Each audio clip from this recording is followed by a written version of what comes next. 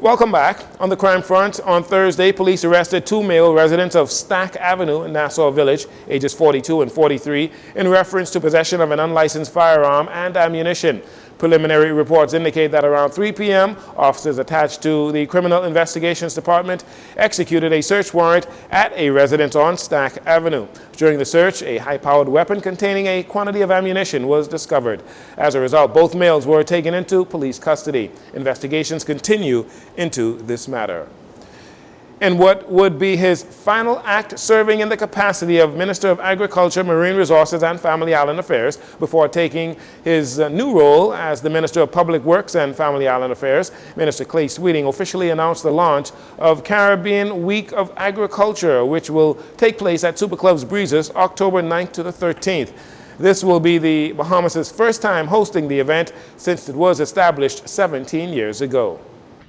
This event signifies our commitment to transforming the agricultural landscape in the Bahamas and our presence in the Caribbean region. Agriculture is a basic and vital industry in each of our economies, our cultures, and our communities.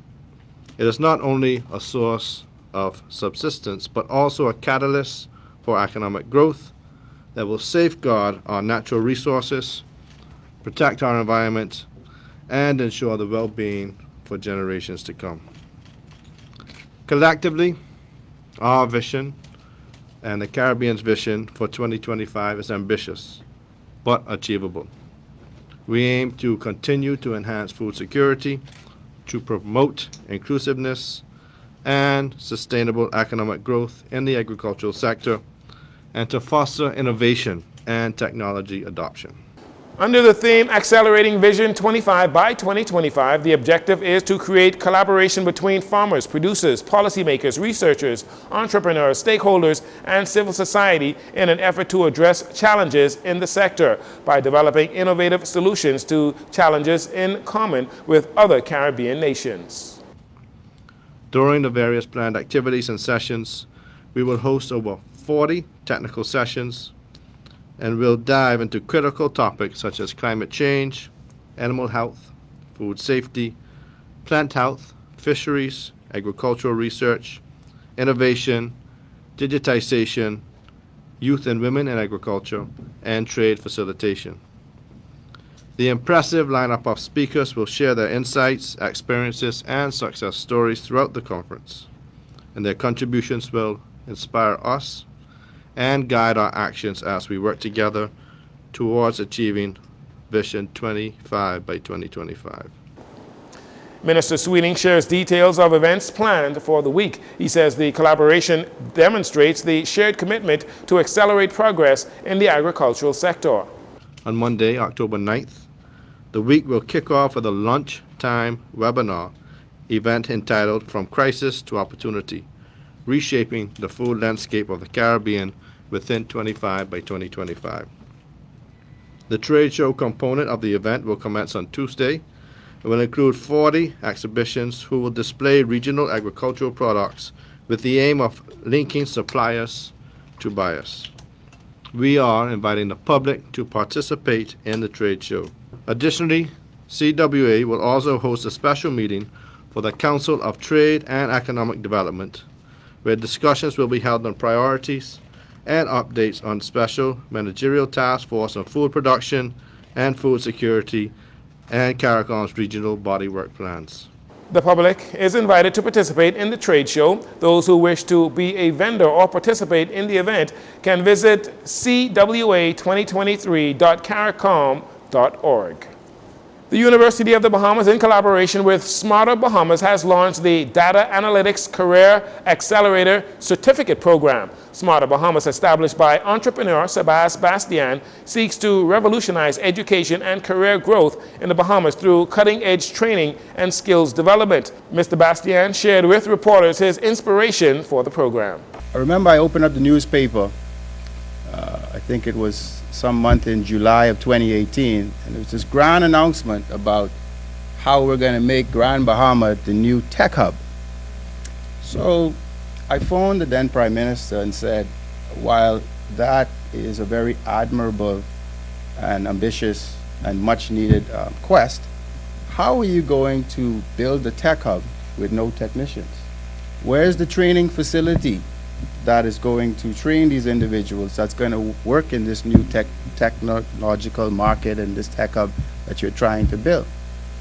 And then I went home and I crafted the framework for Smarter Bahamas, which was designed to fill the national skills gap, particularly in the area of technology.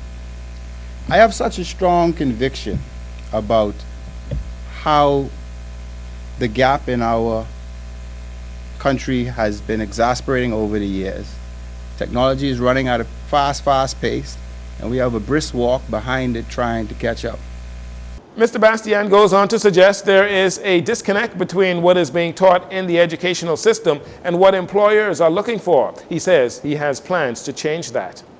I employ 2,000 employees. I know what I'm looking for.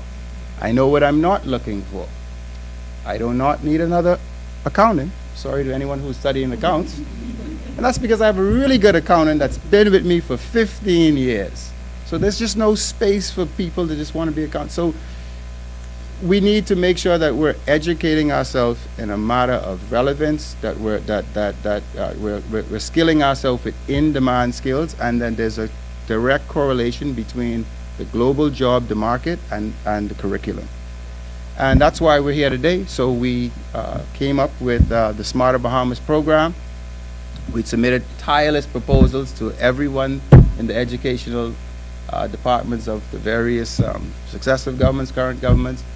And I decided to take the bold step. Acting President of the University of the Bahamas, Janine Hodder, gives details of the new program.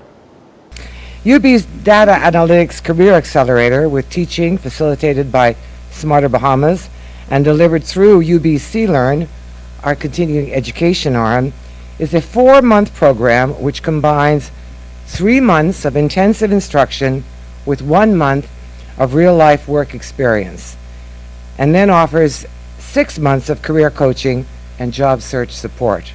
How exciting. Students will be provided with the technical and job readiness skills needed to launch a career in data analytics, a field in dire need of trained Bahamians to fill already in-demand job opportunities. The Data Analytics Career Accelerator Certificate is innovative in its content, in its format, and in its delivery. It fills a much-needed and overdue gap in how we meet needs within the job market and the needs of job seekers, particularly those young or those who are still fairly early in their career. Smarter Bahamas will be footing 60% of the bill for those who enroll in the 4-month program. The first cohort will begin on October 10th. Those interested in the program can visit smarterbahamas.com. On Sunday, September 10th, the Atlanta Braves will honor Bahamian baseball legend Wenty Ford on the 50th anniversary of the first Bahamian to pitch in the Major Leagues of Baseball. When the Braves host the Pirates on Sunday on ESPN at 1:35 p.m., members of the Ford family and the Wenty Ford Foundation will be present for the recognition. Back here at home, his younger brother, Mario Ford, spoke of what the honor means to the family. Yeah, good day. This weekend in Atlanta, September the 10th, 2023, would be celebrating 50 years since Wenty has pitched in Major League Baseball, September 10th, 1973. This pitcher's first game against the San Francisco Giants, against Hall of Famer Juan Marichal, and he won that game 10-4. Today, that day is a historic day, not only in the life of the Ford family, but in the Bahamas, because he's the only pitcher today on date to ever have pitched in the major leagues, and to record that significant win and to be recognized 50 years later. It's a great inspiration for other ball players to want to follow, and for the Ford family, it's a great inspiration. It's just sorry that he's not here with us today, nor his wife, to celebrate it, but his daughter and my son is over there, Nathaniel, there to celebrate that along with the Braves franchise. They're doing something during that game on Sunday against the Pittsburgh Pirates. So again, we're just grateful that Wenty is doing a great job keeping his legacy alive with the foundation, And we just want to encourage everyone to just keep supporting the foundation and support baseball in the Bahamas. Wenty Ford pitched in 3 games for the Atlanta Braves, winning 1 and losing 2 of those games. He pitched a total of 16 1/3 innings between September 10th and September 30th, 1973, with fans back here in the Bahamas sitting under a fig tree in front of the Ford family home, listening to the game by way of a transistor radio.